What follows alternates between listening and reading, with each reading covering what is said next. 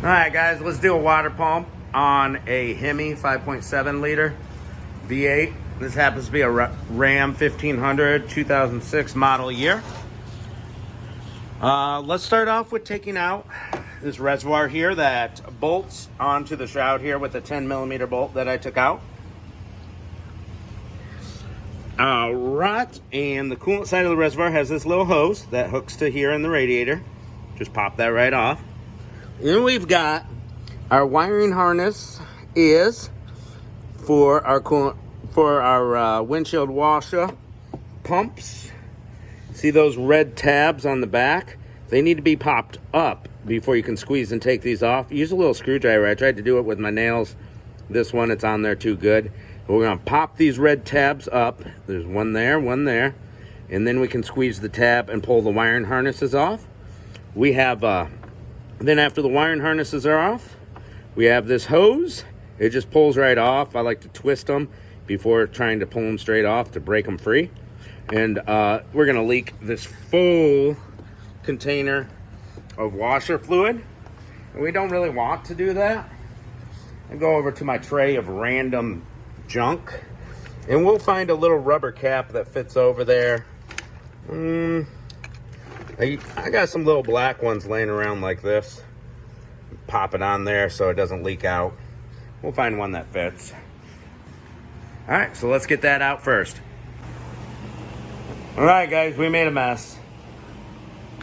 Here's a close-up view. The windshield wiper fluid, coolant, low-level sensor, not coolant, windshield wiper fluid, low-level sensor popped out on me while I was trying to get the wiring harness off. It was on there really good. It was annoying. Popped out, spilled stuff everywhere. Whatever, it's just washer fluid. All right, I took this radiator hose off. Our water pump was leaking anyway, so the coolant level was low. So I didn't spill any coolant. It's low. I haven't put my bucket under yet. You can go ahead and drain your radiator now too if you want to. We'll go through that later.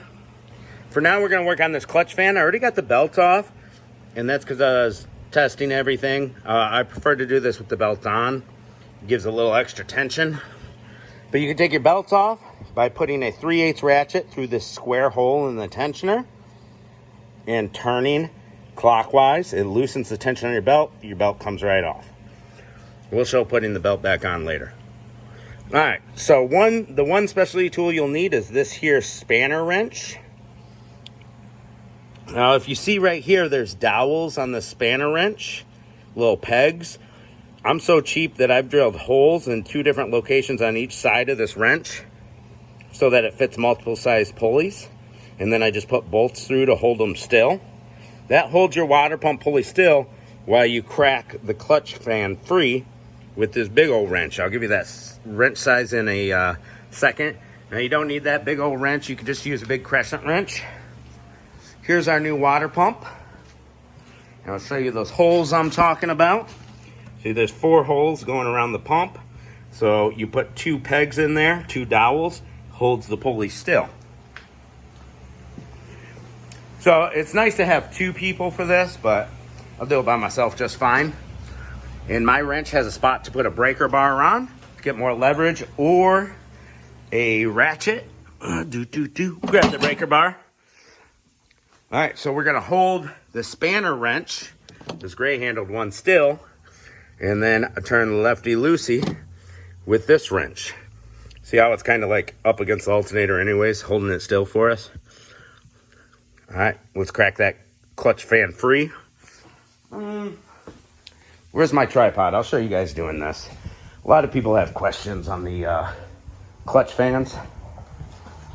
Like, hey, how do I do this? So let's do it. Man, hopefully this one cracks free easy. That might not be the case for us.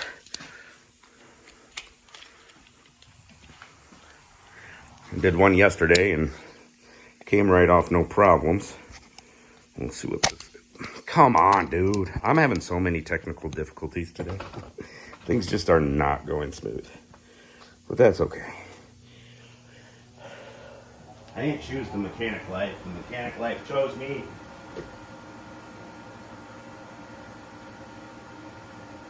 Alright. Let's put our breaker bar through our wrench.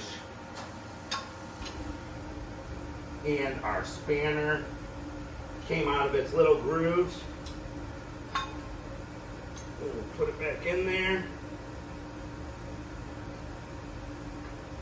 Come on, stay in there, baby. This is what I get for being cheap.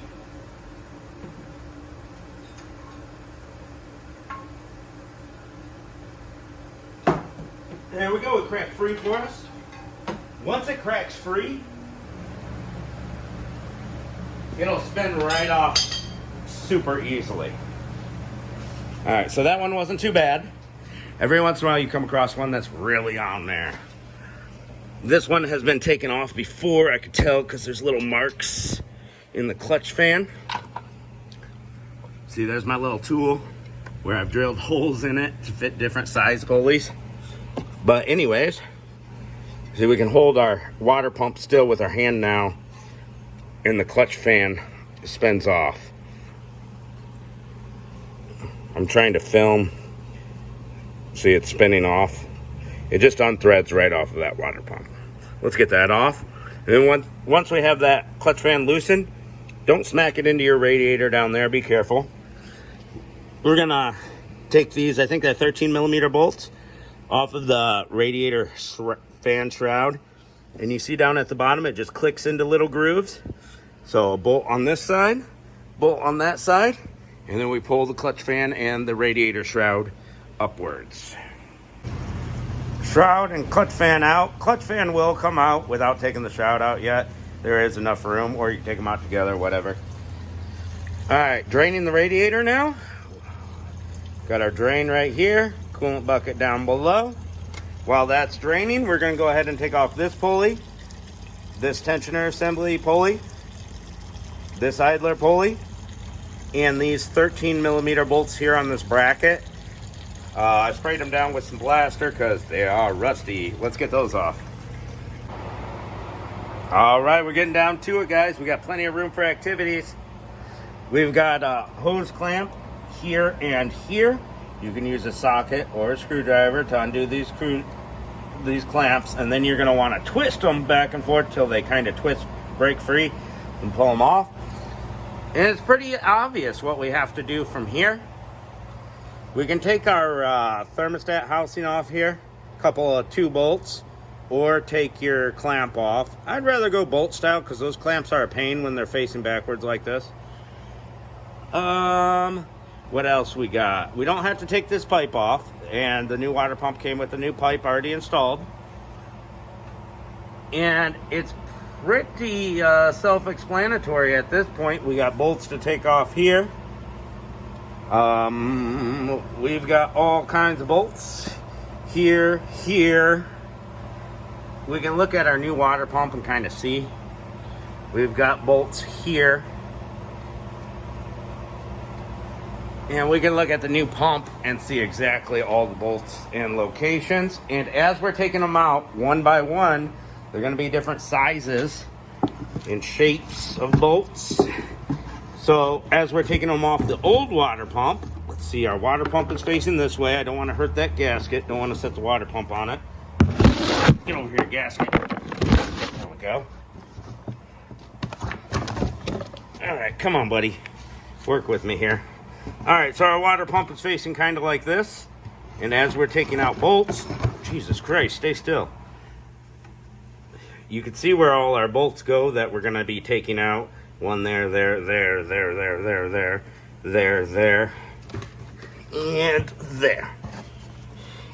And there. So we're going to be, as we take them out one by one, we're going to be putting them into the new water pump so we don't lose what location where they go. All right, so let's get all these bolts taken off. Got all our bolts out in the proper locations on the new pump. Old pump right here, still got the lower hose attached. I'm gonna take my pliers to that and get that off now. And I sprayed down the engine with a little brake cleaner and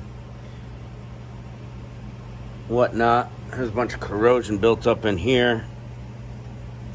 clean that out. I'm gonna spray it down with my air hose, get it nice and clean. After I clean the gasket surface, it is already pretty clean, but we're gonna clean it up a little bit. I got this gasket remover tool, really soft, you know, little thing for cleaning up metal. So we'll polish it up a little bit. And one note, this bolt right here, it's a long one. It won't come out because it hits the power steering pump. So just get it all the way loose.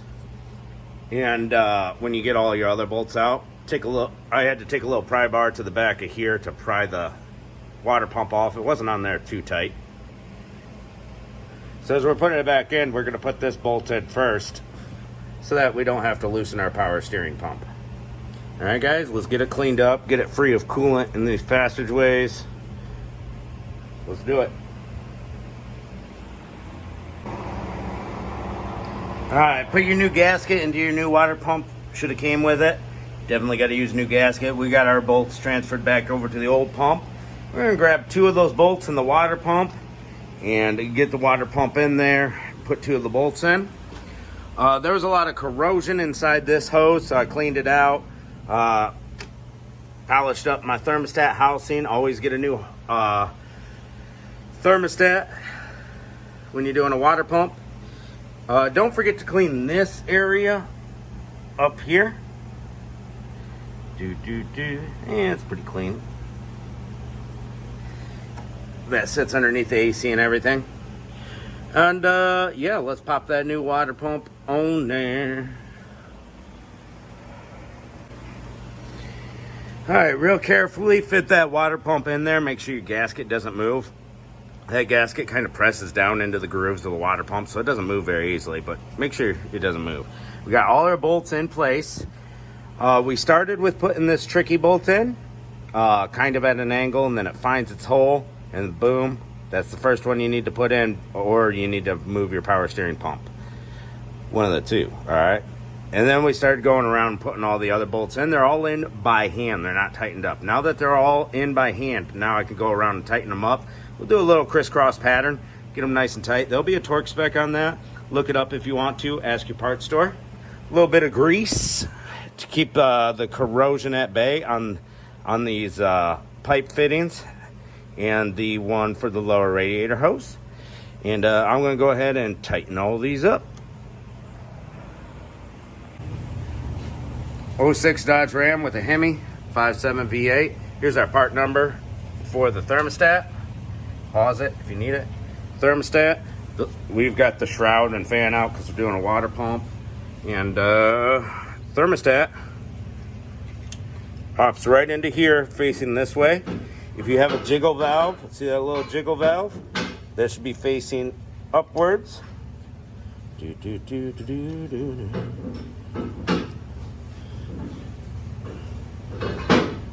There it is. The jiggle valve's at the top.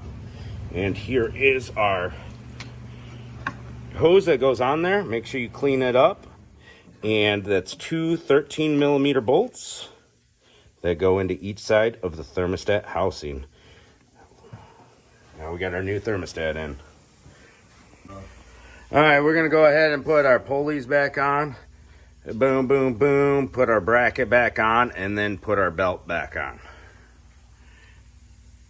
on. Be prepared to have some new hose clamps for those 2 hoses, by the way.